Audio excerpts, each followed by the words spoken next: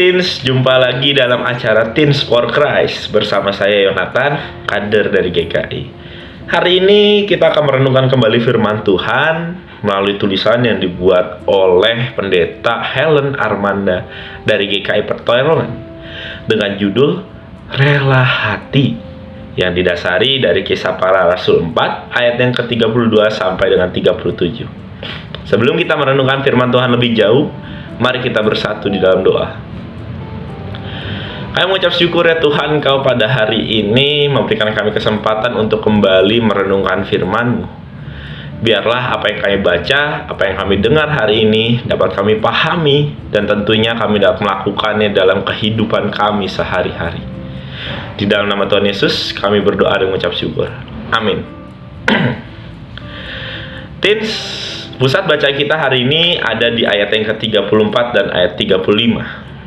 Ayat 34 dan ayat 35 berbunyi demikian. Karena semua orang yang mempunyai tanah atau rumah menjual kepunyaannya itu, dan hasil penjualan itu mereka bawa dan mereka letakkan di depan kaki rasul-rasul. Tessa, ada sebuah cerita. Siang itu Tessa berjalan pulang dari rumah sambil menggerutu dalam hati. Ia lelah. Sampai di rumah, Tessa menyantap masakan ibunya, tetapi ia tetap tidak merasa bahagia. Ia ingat ada banyak pekerjaan rumah yang harus diselesaikannya untuk esok. Jadi selesai makan, Tessa langsung mengerjakan pekerjaan rumah itu. Ia tidak merasa tenang jika tugasnya belum selesai. Ibunya senang melihat Tessa rajin belajar. Namun hanya Tessa yang mengetahui rasa berat di hatinya itu, karena ia mengerjakan semua tugas itu bukan dengan rela, melainkan dengan terpaksa. Tessa tidak ingin mendapatkan nilai jelek atau dihukum, maka ia terpaksa mengerjakan pekerjaan rumah itu. Teens, pernahkah kamu mengerjakan sesuatu dengan terpaksa? Seperti Tessa, kita tidak merasa bahagia saat mengerjakan dengan terpaksa. Hari ini kita belajar dari jemaat Kristen mula-mula yang melakukan sesuatu tidak dengan terpaksa, tetapi dengan rela hati. Mereka menjual tanah, ladang, atau rumah mereka, lalu membawa hasil penjualannya kepada para murid Tuhan Yesus. Kemudian hasilnya dipakai untuk kepentingan bersama. Mereka tidak percayakan harta itu. Mereka memakainya untuk kebaikan orang-orang lain juga. Tidak ada yang menyuruh, apalagi memaksa mereka untuk menjual harta miliknya. Iman mereka kepada Tuhan dan kasih mereka terhadap sesama yang menggerakkan mereka untuk berkorban dengan rela hati.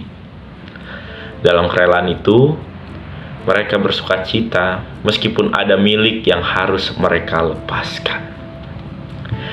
Teens, hari ini kita belajar akan pentingnya kerelaan hati. Kerjakanlah segala tugasmu dengan baik karena dorongan dari hatimu sendiri, bukan dengan terpaksa. Karena ada orang yang menyuruh atau mungkin karena sistem yang memperlakukan hukuman. Jangan terpaksa. Temukanlah kebahagiaan sejati saat kamu dapat melakukan segala sesuatu dengan hati yang rela. Mari kita berdoa. Tuhan, terima kasih hari ini kami diingatkan bahwa sering kami mengerjakan sesuatu dengan hati yang terpaksa. Sering kami menggerutu karena kami tidak mau mengerjakan tugas itu, tapi kami terpaksa harus mengerjakannya. Tapi biarlah Tuhan, tugas-tugas yang kami miliki, pekerjaan-pekerjaan yang harus kami selesaikan dengan hati yang rela. Karena kami tahu bahwa kerelaan hati membuat segala sesuatunya menjadi ringan, dan tentunya kami mengerjakan sesuatu tersebut dengan bahagia. Inilah doa kami ya Tuhan, di dalam nama Putra-Mu yang tunggal, Tuhan Yesus Kristus, kami berdoa dan mengucap syukur. Amin. Oke teens, kalau merasa terberkati dengan renungan ini, jangan lupa di like, jangan lupa juga di share, dan juga jangan lupa di subscribe. Bye.